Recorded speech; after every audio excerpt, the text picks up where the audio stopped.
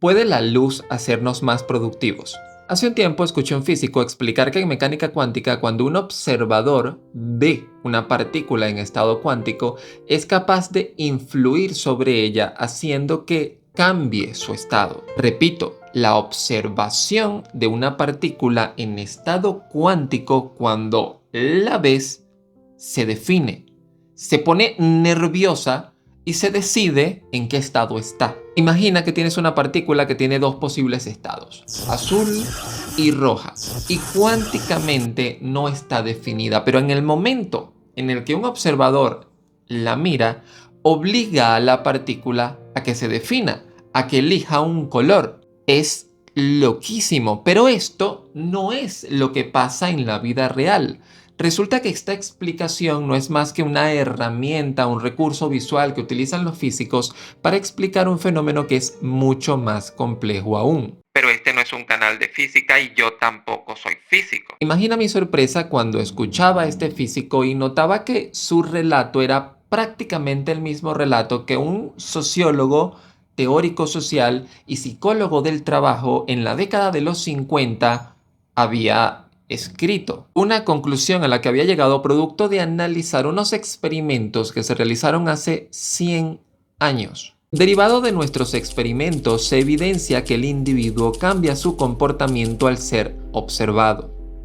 Esta es la conclusión a la que Elton Mayo llega al analizar los experimentos realizados en 1924 a las afueras de Chicago, específicamente en Hawthorne Works, una fábrica de Western Electric. Pero, ¿en qué consistían estos experimentos? ¿Qué buscaban demostrar? ¿Lograron su objetivo? ¿Tenían razón? Una hamburguesa sin carne sigue siendo hamburguesa. Ponte cómodo porque vamos a responder esta y otras preguntas sobre uno de los experimentos más influyentes de la historia de la psicología moderna.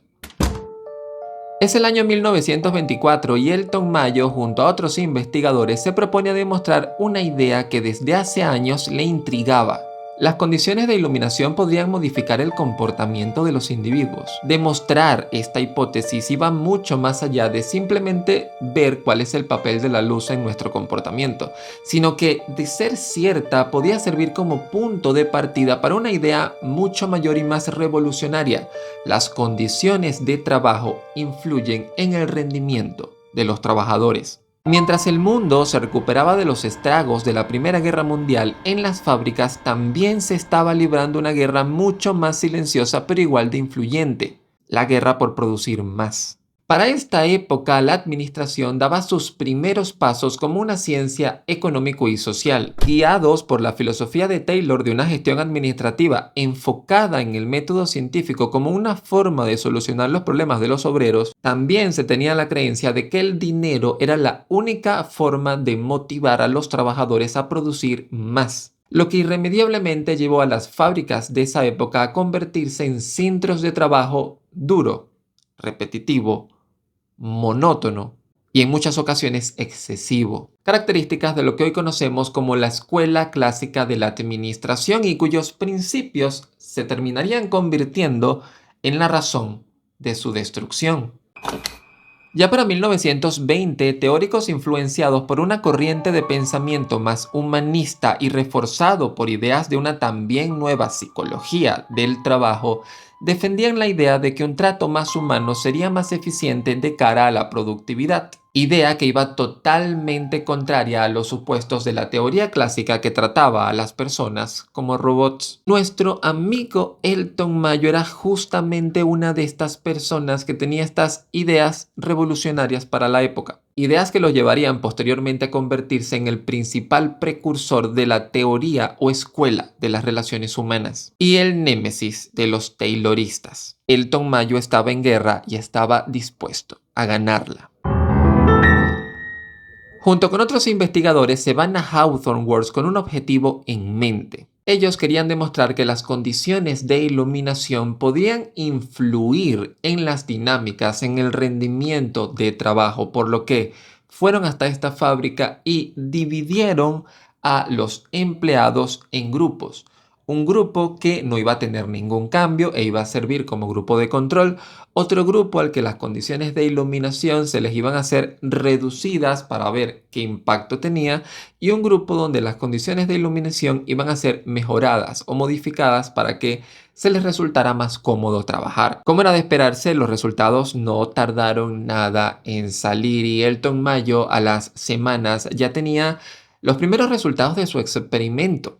Así que se sentó y se dispuso a leerlo. Luego de unas horas de análisis estaba claro, aquel grupo que había sido sometido a condiciones de iluminación más cómodas había al mismo tiempo presentado niveles de productividad mucho más altos. Elton Mayo tenía razón. Pero lo que Elton Mayo no se esperaba es que cuando tomó los resultados de los otros grupos, los resultados eran sorprendentes y desconcertantes. Tanto el grupo que no experimentó ningún cambio como aquel grupo al cual se le redujeron las condiciones de iluminación también presentaron mejoras en su productividad. No tenía ningún sentido. Escapaba de toda lógica. Abrumado y confundido por lo que sus ojos veían, Mayo se dispuso a hacer más experimentos, pero esta vez no solo modificó la luz, sino todo lo que podía. Cambio horarios, cambio puestos de trabajo, colocaba y quitaba obstáculos, limpiaba y dejaba de limpiar, pagaba más, pagaba menos, lo intentó todo. ¿Y los resultados? Lo mismo. No importaba si el cambio tú puedes considerarlo si era positivo o negativo. No importaba. Siempre la productividad iba en aumento. Elton Mayo cerraba sus experimentos en el año 1932, confundido, desorientado, no comprendía qué había ocurrido en esa fábrica. Y es justo en este momento que viajamos 20 años en el tiempo a un Elton Mayo un poco mayor y dispuesto a dar respuesta a esa interrogante. Resulta que una vez que los experimentos cesaron en 1932, la productividad de la fábrica regresó a los niveles habituales. Esto resultaba muy curioso para Mayo. Ellos llegan a la fábrica, aplican los cambios y no importa qué cambios apliquen, la productividad incrementa. Luego se van y la productividad regresa a su nivel habitual. Era evidente que su simple presencia estaba alterando el comportamiento de los empleados de esa fábrica. Los habían hecho más productivos. De esta forma, Elton Mayo acuña el término efecto Hawthorne y le atribuye a la observación un impacto psicológico sobre los demás, que, al sentirse observados, evaluados y tomados en cuenta, intentan dar lo mejor de sí. Cambian. Este descubrimiento sentaría las bases de la teoría de las relaciones humanas. Sin embargo, y muy a pesar de los esfuerzos de Elton Mayo, años después, su experimento sería duramente cuestionado. Para empezar, lo común es que cuando se citan los experimentos de Hawthorne solamente se hace referencia a los experimentos relacionados a la iluminación, el tema de las condiciones de luz de la fábrica. Tomando en cuenta que fueron 8 años de experimentos, es ridículo no tomar en cuenta que también hubieron otros experimentos, otras variables que también se probaron para ver si tenían un impacto. La cosa es que cuando se revisan los experimentos, curiosamente los de iluminación fueron aquellos donde Elton Mayo dio pocos detalles, por lo que en retrospectiva no podemos realizar un metaanálisis lo suficientemente robusto como para saber si eso que se hizo estaba correcto. En cambio, todos los demás experimentos sí que los tenemos bien documentados y han sido sometidos a un análisis muy minucioso por parte de varios expertos. Es que un vistazo rápido a sus procedimientos permite concluir que su metodología de trabajo era bastante torpe, ineficiente y que no impedía la aparición de variables extrañas. Te explico, que yo modifique, por ejemplo, tu horario de trabajo y luego note que tu productividad ha incrementado, no significa específicamente que esa variable sea la que interviene en tu capacidad productiva, sea esa variable la que ha definido que tu productividad incrementase. Porque al hablar de productividad como un fenómeno tan complejo, tan multifactorial, tan multidimensional, resulta que puede que estemos ignorando otras variables que están influyendo sobre ti, pero que no estoy tomando en cuenta. Y esto puede ser evidenciado cuando vemos los resultados individuales en los informes de los experimentos de Hawthorne. Cada individuo se comportaba de una manera diferente al cambio que se realizaba. El incremento de productividad no era global. Algunos incrementaban más, otros incrementaban menos. Sí, en general veíamos un incremento, pero los resultados eran poco convincentes. No era extraño que Elton Mayo no entendiera qué estaba ocurriendo en esa fábrica porque se centró exclusivamente en una variable cada vez que realizaba un experimento e ignoraba las demás. Para algunos investigadores, Elton Mayo simplemente exageró mucho los resultados de sus experimentos para ganarse el beneplácito de aquellos que necesitaban urgentemente un estudio con resultados como este.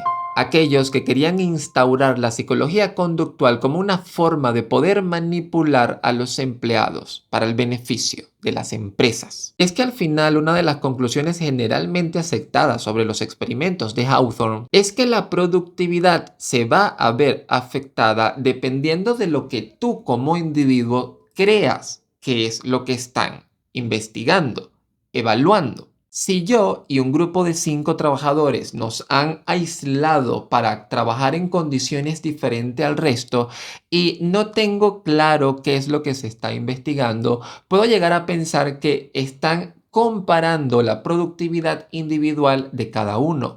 Puedo llegar a pensar que si produzco menos, resulta que me van a votar porque están investigando cuáles son los trabajadores más productivos. Entonces, consciente o inconscientemente, simplemente por estar presionado de alguna manera por la investigación, voy a buscar incrementar mi productividad aunque no lo quiera. Y si todos piensan igual, vamos al final a ver la productividad incrementar de manera general. Y erróneamente vamos a creer que simplemente se pusieron de acuerdo y trabajaron en equipo, cuando no.